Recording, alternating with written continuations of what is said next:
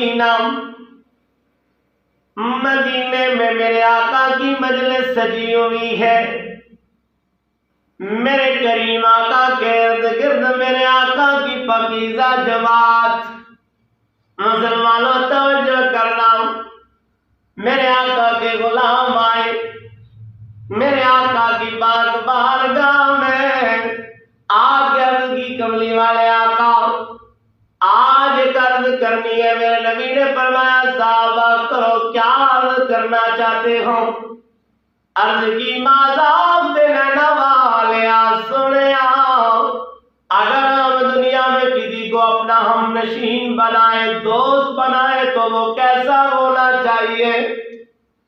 مسلمانوں میرے نبی کی جماعت آقا کی بارگاہ میں پوچھ رہے ہیں کملی والے آقا دوست کیسا ہونا چاہیے؟ میرے نبی نے کیا فرمایا؟ توجہ مسلمانوں، میرے لجپال نبی نے فرمایا کہ جس میں 3 خوبیاں ہوں اسے اپنا ہم نشین بنا لو، اسے اپنا دوست بنا لو۔ میرے کریم آقا کے اس فرمان پر صحابہ گزارے کملی والے آقا وہ 3 خوبیاں کون سی ہیں؟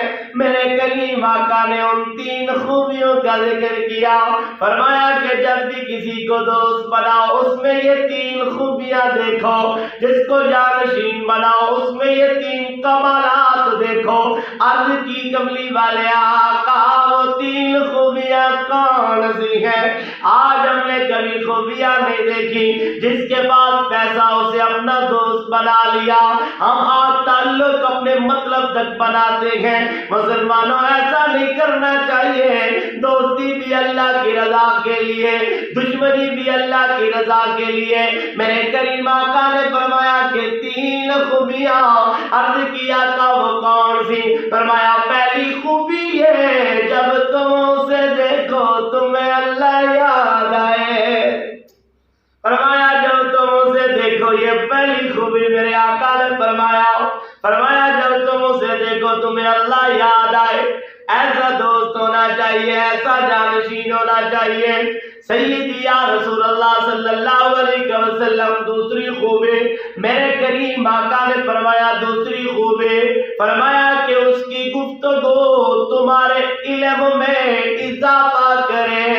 فرمایا اس کی گفتگو ایسی ہو کہ تمہارے علم میں اضافہ ہو، یعنی اس سے اپنی دوستی رکھو، اسے اپنا جانشین بناؤ کہ جس کی گفتگو تمہارے علم میں اضافہ کرے۔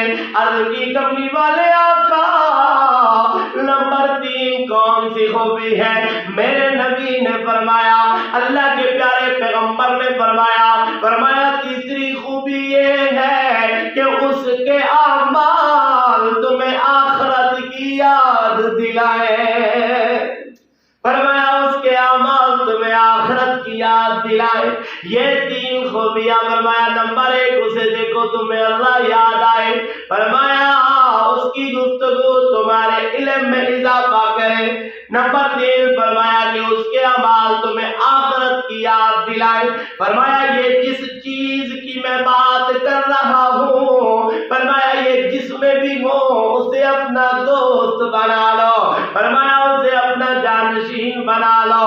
میرے پاک نبی کے غلاموں، میرے نبی کی مور لگ گئی، اگر کسی کو دوست بنانا ہے اس میں یہ 3 چیزیں دیکھو، اس میں یہ 3 خوبیاں دیکھو، اس میں یہ 3 کمالات دیکھو۔